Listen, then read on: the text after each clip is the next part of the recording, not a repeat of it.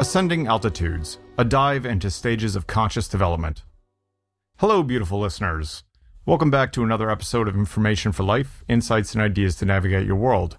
As we delve into the diverse mosaics of existence, we're always discovering new ways of understanding this expansive tapestry of life. Today, we'll journey through a fascinating model of human consciousness development, a spectral traverse from the primal to the advanced integral stage. We will be using Ken Wilber's Altitudes of Development. We will take these from Integral Life 2023 Stages of Development at integrallife.com. Note that these stages are also discussed in the book Integral Relationships by Martin Ucik, a book I highly recommend reading if you want to understand and grow together interdependently in a relationship, whether monogamous or not. Let's start with the Infrared Archaic stage. This stage marks the dawning of our developmental journey, where we are primal beings with no grasp of identity, our communication limited to primal utterances, our needs imminent and immediate. Integral Life 2023. We then ascend to the magic stage, found in children and tribal societies. Here, we evolve a rudimentary sense of self, entwined and enmeshed with our surroundings. Magical thinking and superstitions dominate our reality as we grapple with the basics of survival and security. It's a stage defined by egocentricity, by our limited capacity to see beyond our own needs and perceptions. This stage is represented by the color magenta. As we progress to the magic mythic stage, we start to distinguish our identity from the world, trying to impose it on others. Our comprehension of cause and effect remains limited, and we remain encapsulated in the bubble of self-interest, seeing the world as a battlefield where desires are stifled and identities threatened. This stage is represented by the color red.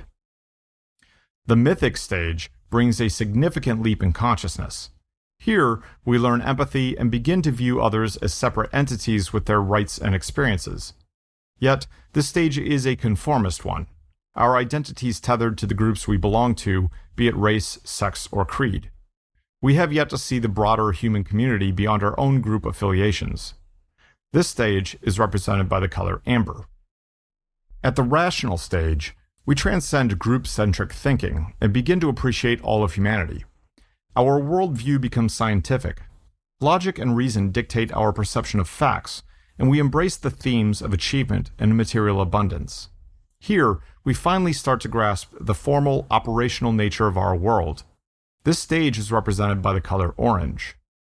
As a side note, you may notice that most people you'll run into are usually in either the mythic or the rational stage. They're either amber or orange. The postmodern stage takes us further, propelling us into an advanced world-centric perspective where we become more sensitive, pluralistic, and relativistic. We start questioning previous claims to truth, understanding that knowledge is constructed and not absolute. The world in this stage becomes a place of interconnected beings sans artificial hierarchies. This stage is represented by the color green. Ascending into the second tier of consciousness, we reach the integral stage. Here, we embrace multi-perspectivalism, integrating the insights gained from the previous altitudes. We engage in systematic thinking, seeing patterns and connections beyond the apparent diversities. There is a sense of recontextualization and reintegration of all prior knowledge. This stage is represented by the color teal. As an aside, this is the stage I personally most closely identify with. However, I do also understand that depending on life circumstances, I may drop down to a lower stage, but I will usually get back to teal. I don't know if I'll ever reach the final stage, but I'm trying. And finally, we reach the mature integral stage. Here, the world becomes a living, evolving entity. After teal's reintegration, we now start to question our knowledge itself, becoming open to forms of knowing beyond the intellect. Our primary concerns becomes healing the fragmentation caused by the previous stages of development. This stage is represented by the color turquoise. So as an aside, I could see where there are certain aspects in my life where I am going towards the mature integral stage, but I'm certainly not there yet, especially in all aspects of my life. But the 25-50-25 rule, which we're going to talk about, probably have 25% in the mature integral stage. As fascinating as these developmental altitudes may seem, remember to handle them with a blend of playful seriousness and serious playfulness. They serve as general stages of development, an amalgamation of stages in different lines of human development, and therefore ought to be used tenuously. Remember that it is possible to go back and forth between stages depending on many factors, such as stressful life events. After all, we are a complicated mixture of several developmental lines, each at different centers of gravity. Hence, we ought to remember the 25-50-25 rule.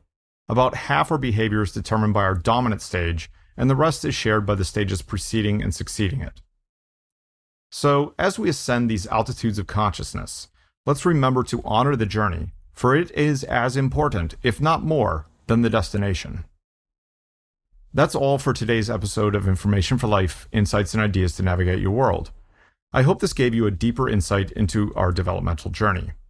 Until next time, keep exploring, keep ascending.